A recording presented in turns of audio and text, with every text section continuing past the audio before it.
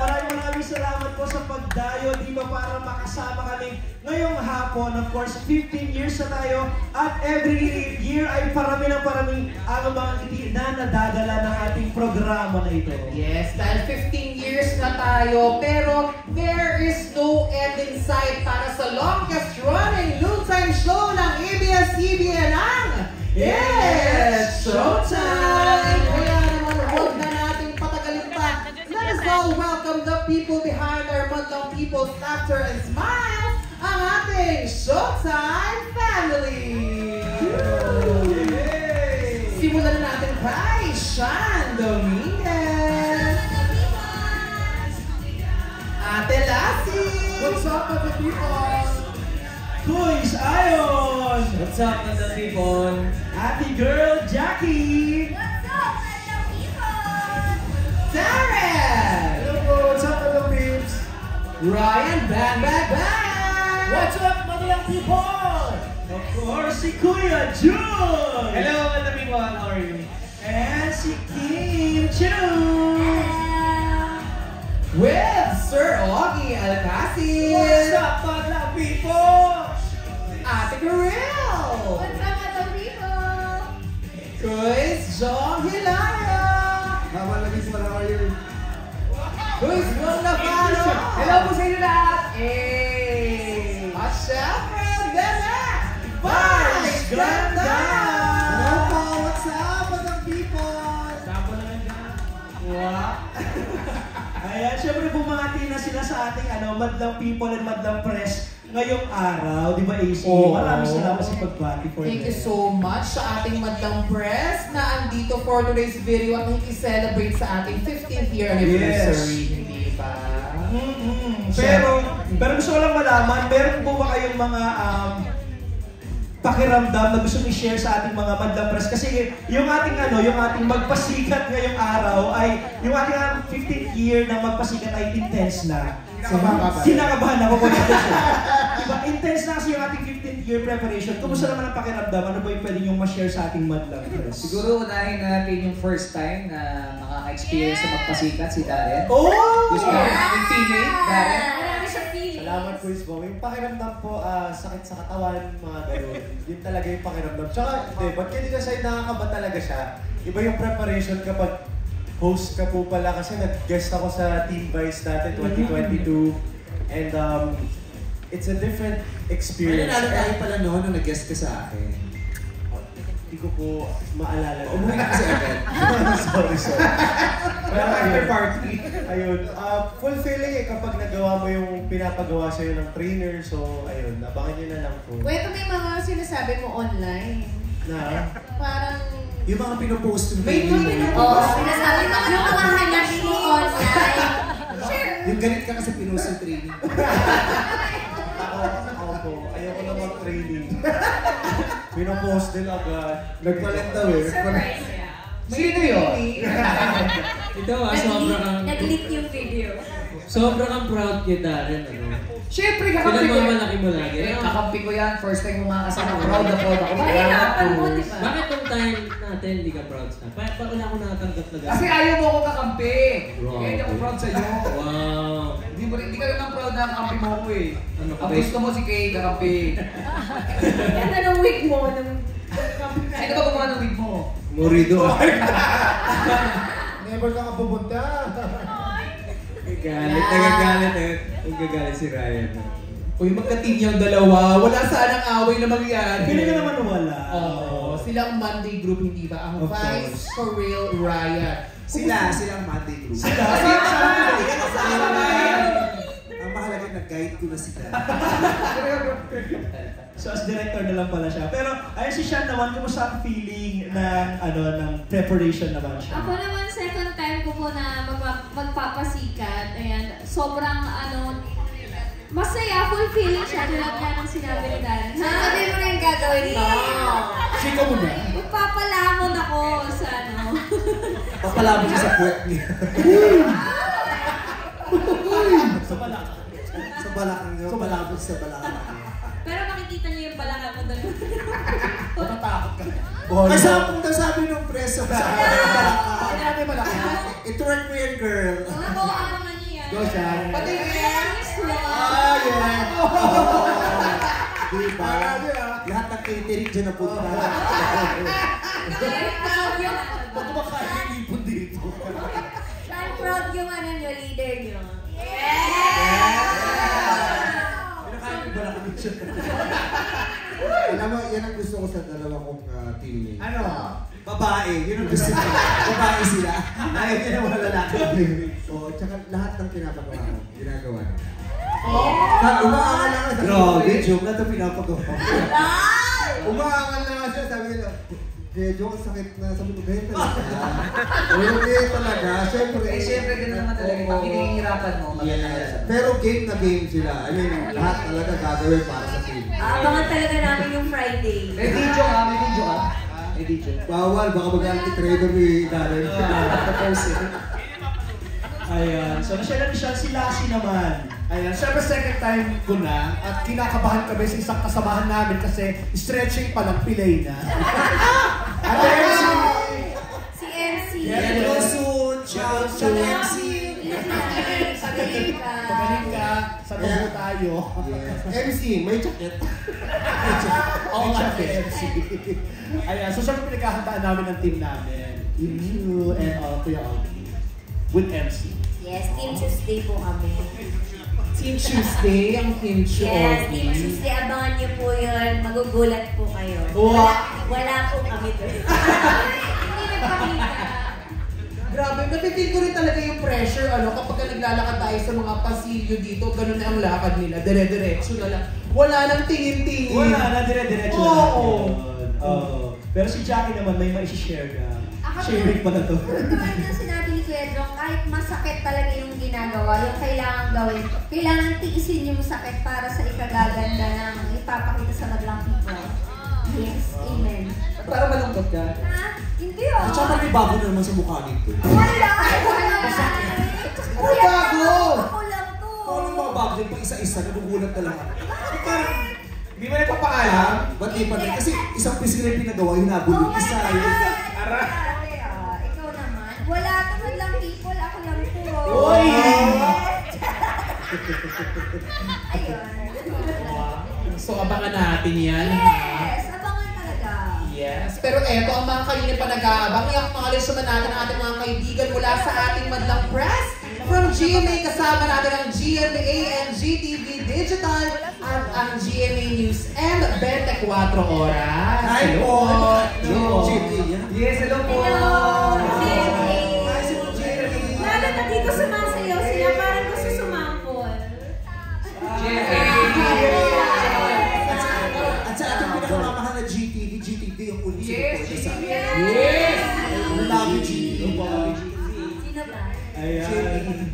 Of course, from ABS-CBN naman ay kasama natin ang ABS-CBN News TV Patrol, ABS-CBN News Digital, ABS-CBN Entertainment, ABS-CBN Corporate Communications, ABS-CBN Digital, Push.com, I Want TFC, A2Z Family, and of course our It's Showtime production team! Hi, mga kapamilya!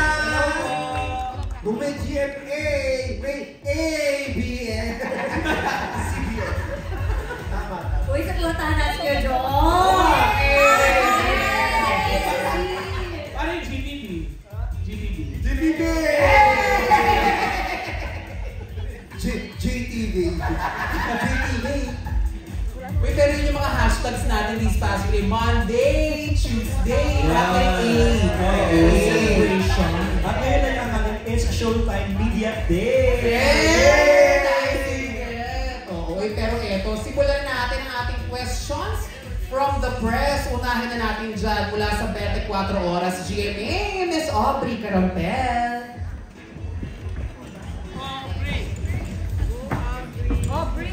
Aubrey! Hello! Ay, first time ko dito. Ang galing pala sa studio. Yes. Tsaka nanonood ako kanina. Dream come true. Thank you po. Ayan, congratulations.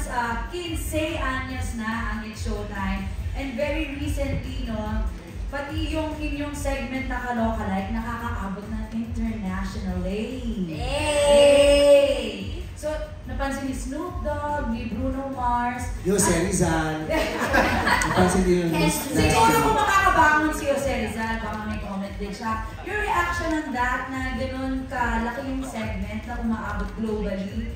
And of course, sa 15 years ng It's Showtime, ano yung mga naging paborito ng segment na tingin nyo ay nagmarka din sa madlang people? Ayun, anyone can answer. Thank you so much.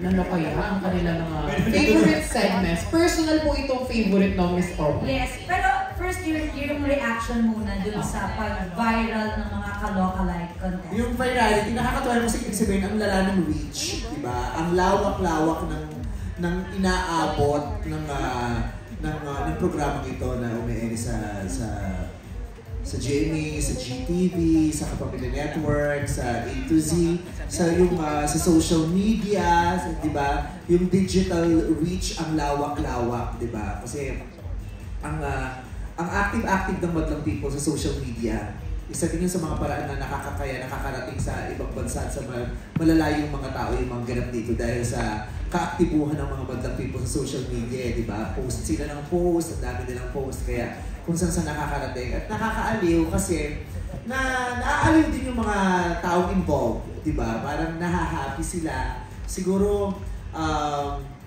na natutuwa din sila na malaman nilang, ay, sikat pala kami sa Pilipinas, di ba? Yung gano'n. Siguro hindi naman sila masyadong pamilya sa Pilipinas, pero dahil doon nare-realize sila na hanggang dito sikat din yung mga personalidad na tulad nila, sila Snoop Dogg, sabay si Bruno Mars naman lagi nandito, di ba? Si Snoop Dogg kasi hindi pa nandito, nakakapunta rito Yes. Si Lassie pa lang ang pinapapunta ni Snoop Dogg bilang emisaryo ng pamilya nila. Lassie Dogg. Actually, Vice, nung nag-post si Karil, nung Kalokalike, akala ko si Snoop Dogg talaga. Yeah. Sabi ko, si Snoop Dogg nasa... Akala ko talaga. Kahit yung kila Lebron, kila Steph, di ba yung NBA, Twitter. So, nakakatuwa na ang dami nakakapanood kasi yun naman ang hangad nating lahat, di ba, na yung ginagawa nating programa, hindi lang tayo nakakakita, tayo nag-enjoy, yung mas maraming makakita at mas maraming ma-entertain dun sa mga ginagawa nating programa. Nakakatuwa siya. Ibig sabihin, nagtatagumpay yung ginagawa nating programa. Isa lang naman hindi nagtagumpay na marami nagtag. Si Dao Mingsu. Marami. Si Dao Mingsu. Parang ayaw ni Dao Mingsu. Pero syempre, i-acknowledge din natin ang ating fun Chang Ami! Kasama natin today. Good afternoon. Ngayon na dumating si Chang Ami kasi late siyang naayusan ng buhok kasi yung nag-ayos ang buhok niya, inayos daw muna yung buhok ni Wise. Nag-gradyo pa ako galing sa DW. Kasi baka hinahanap yung hairstylist mo na kayo Wise. Ginamit niya. Pasensya na siya. Grabe ka, Wise. Nagamit ko yung feet mo. Sinasabi mo? Kailan naman ako pinipid lang nila ako lagi. Lahat ng sinasabi ko feet lang nila yan. Dati si AC yun eh. Gumamit niya pala si Wise na okay. Si Wise na. Favorite segment ko, of course, Miss Q&A. Ayan. So, may additional question pa po ba, Miss Obi? Maybe one host can answer your favorite segment. Kuya Jokes. Tawag at tanghalan with live band. Yeah, yung first season. Yeah. Quiz Alan. Ano ba nawala? Ako, syempre, yung especially for you. Kasi marami nakaka-relate na dun na Pinoy, yun tayo, may kasya chismis Dapat natin Miss Q&A, dito tayo nakakilala, no? Baka may isi tayo dahil ibigay na kakilala. Pero nakalimutan ko na siya, no? Dito ko siya muling natagpuan. Tama. Muling natagpuan! Nakapala! Sige, Sayan. Ako naman po, Sinemoto, natutuwa po ako sa Sinemoto kasi na-acting din yung madalang people. Tapos pagkatapos ng Sinemoto, depende sa acting nila. Minsan nakukuha sila ng premyo na 20,000. Yung minsan nakukuha, pag hindi maganda acting mo, minsan nakukuha sila piso. Kaya Oo. So, natutuwa ako yung Cinemoto. May ratings sa gilid. May rating, di ba? After nung acting nila, yun yung premyo makakuha nila. Ng Cinemoto. Ganun yun ang Cinemoto. Nung umpisa po ng Cinemoto, ako po nakaabot ng premyo. So pag nanalo po ng 5,000, binibigay po 5,000, ako po nakaabot ng pera. Dahil mo lang ang pera, best friend. Kaya, pera ng showtime yun. Pero kaya saan po ako pumunta sa labas, akala nila mayaman po ako. Hinihila mga lahat sa aking pera. Hindi po galing sa akin, galing sa showtime po yun. Yun ang sinasabi ko. Kaya naalala ko po lagi Cinemoto. Pero maganda rin yung ansabi, di ba? Yung huhulaan kung ano sinasabi ko. Wala nakahula nun eh, no? Wala, kasi bulol. Kahit may microphone, minsan hindi niyo ako naiintindihan. Hindi niyo ako naririnig sa bibig lang. Nahuhula sila. Question. Ako yung mga dance contest namin, yung mga talaga yung mga grupo, iba yung mga pinapakita. Gina-judge natin dahil. Yes, kasi kumbaga parang yung pagiging creative ng mga Pinoy bilang mga dancers, talagang nakikita mo doon eh. Tapos may mga kanya-kanyang istorya, may kanya-kanyang mga ginagawa sa buhay, pero ang aim nila is makapagpasaya pa rin, grupo pa rin, bumubuo sila ng grupo para makapagpasaya ng mga madlang people. Kasi parang doon din nagsimula si Kuya Jong eh, di ba? Yes, Sa mga sample-sample. Tumatalon-talon. Doon siya lalo sumikat. Yes. Yung panahon na yun. Correct. Akala ko na parang yung sayaw ko, parang papapapapait na. Kasi nga syempre, yung sleepos hindi na rin buo. Pero nung nagkaroon ng ganung nag-judging ka, sample-sample, nailabas ko ulit yun. Kaya mo pang gawin Ikaw na si sample ka. Sa November 8 gagawin nila. November 8, yes. And of course, sa magpasikat na. Actually, nung panahon na yun, pag nagkukwentuhan kami, very ano yun eh, very significant yung time na yun sa buhay ni Jong. Ako talaga mag-share no? Go. Hindi, kasi yung kinakwento, sobrang grateful daw siya sa moment na yun. Kasi yun yung time na feeling niya lumalamlam na yung career niya sa Pilipinas. Kasi ano eh, mahabang panahon na nawala siya sa Pilipinas kasi nag-recycle siya. So nawala yung Street Boys. At tapos nung bumalik siya, parang malamlam na. If not for Showtime, dapat wala na si Jong sa Pilipinas. Pupunta siya ng ibang bansa. Since yung ex-wife ko ay taga-England, dapat pupunta na ako, doon na ako mag-stay. So, nabigyan ako ng pag-angataw. Tapos nagdire-diretso. Look at you now! Oh my God! Sample King Kotsi! Thank you sa inyong lahat at sa showtime. The Sample King. Sana British accent siya. British accent ka sana ngayon. What? I can do it now. Si Kim Chu, anong favorite set? Favorite ko, kapareho. Ah! Di ba? Hanap ko ng jowa-jowaan. Tapos di mo alam kung sino. Balik natin, Kim. Pero may mga violent reactions yung mga host natin dito. Ewan ko dyan sa mga yun. Pero cutie lang yun kasi hawakan mo yung tenga pero hindi mo makikita kasi may wall. Yung abs minsan, di ba? Yung abs sa ganyan, tapos boses lang, pero walang mukha. Tapos pagalingan sumagot. Pagalingan sumagot. Ayaw mo yung segment na ano, yung pinuhulaan yung singer. PBA. Ayoko yun. Viral na kayo. I can sing. I can sing. I can sing. I can sing. Bakit mo sa nag-inspire? Ano ba? Kapareho. Doon na simula yung ano. Huwag kinaalalahanin daw yun. I can sing. Oo. Napuksa siya nun eh. Ito next, si Ami. Ang aking... Ako, siguro yung nagsimula ako sa Showtime nung bilang Horato. Yun talaga. Tagal na nun siya, no? Yeah, 1882 yun. Tsaka yung syempre, tawag ng tanghal. Siya ang sinasabi si Jojo. Ano sabi? Stars at 45. Ay, grabe! Yun din, stars ng Hanapin mo ba yun siya? Hindi, wala lang. Wala pa si Jack. Nasa face-to-face ako nun sa kabila. Yung Stars at 45. Pero nagsimula ako dito sa Showtime bilang Horado. Tapos, nung dumating ako 8 years ago, nung sa Tawag ng Tanghala na with live band. Ay, si Sean naman. Ako naman, syempre, kung saan ako nagsimula din, sa Sexy Babe. Yeah. Showtime Sexy Babe. Pero nag-audition din ako before sa Telegram. Ayun, nag-audition! Bakit? Audition. Pero ang favorite ko yung Sexy Babe, syempre. Yun. Sexy Babe. Si Lassie. Bukod sa may nag-text, gusto ko talaga yun eh. Nandun sila. yung mass testing. Gusto ko rin. Kasi nag-guest kami siya. Wow. Yung pandemic days ko, no? Pandemic days, so yung mass testing. Ate Jack. Ako syempre, itayo natin ang bandera ng Girl on Fire. Oh! Maganda yun. Oo, Girl on Fire. Iba't ibang klaseng mananayaw na babae nagpapakitang gilas ng kanilang talento. Totoo. Puksaan yung every Saturday nun, di ba? Books talaga, balabag, gano'n. Oo. Dahil.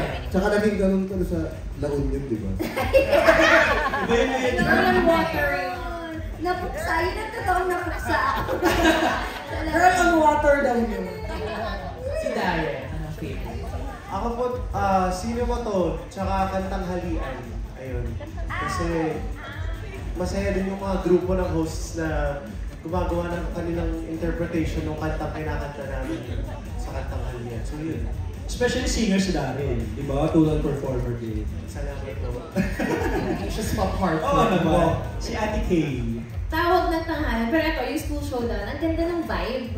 Parang na-excite nga ako sa idea na one day nandun tayo sa mga campus, parang ang saya din. At saka siguro kasi nag-start ako kumanta sa mga school programs, so it's an extension of that, and they're really living their ayun. Sir Ogie. Last ka. Mas maganda. Ako yung lahat ng segment na nasaktan ako kasi... Uy! Hindi yung hide... Ako yung kalokatik. Rasig ka dun eh. Hindi yung hide and sing kasi naalala ko nun si A.D. Wow ako. Niloloko sila, niloloko niya. Sabi ako nanalo. Si Ogie yan. Hindi si Ogie yan. Si A.D. Wow. Hanggang sa pag-uwi, hindi siya naningin. Hindi siya Nalito siya, akala niya, hindi ikaw si Ogie. Akala niya, may totoong A.D. Wow. Kasi Sikat sa niloloko niyo. Indonesia. Tawa ako ng tao. Yun ang favorite. Ako marami akong favorite eh. Bukod sa singing mo to, sa Kaloka Life, I Am Pogay, That's My Tomboy. Siyempre, di na ako lalayo. Mini-Me. Paborito ko yung Mini-Me. Kasi yung mga bata ang cute, ginagaya yung mga celebrity, mga idol. So, Tsaka sobrang sumikat yung Mini-Me sobra. team song. Yes. Mini-Miss you pala. Sorry. Pero yung din yan, parang yung Mini-Miss you. You. Mini-Me you. Viral na viral yun. Yung funny one, masaya rin. No? Yung top partners, ayaw nyo? Ako favorite ko yun. Saka yung favorite ko po yung... Hindi ako tinatanong eh, sumasagot ako. Ay, sorry. Favorite ko po yung actually, noong Christmas party sa GMA, lahat yata ng Christmas party ng department sa GMA, yun ang pa-parlor game. So, Tama. So I think sobra siyang sumikat na game na lahat yata ng Christmas party ng Pinoy. Kasama yan sa mga... Parang last year yata. Yung parang last year, 2 years ago. Parang gano'n. So yan ang mga favorites ng ating mga hosts. Kaya Thank you so much. Maraming salamat. Thank you so much. Kasi Aubrey Carampel ng 24 Oras GMA News. Thank you so much. Maraming salamat.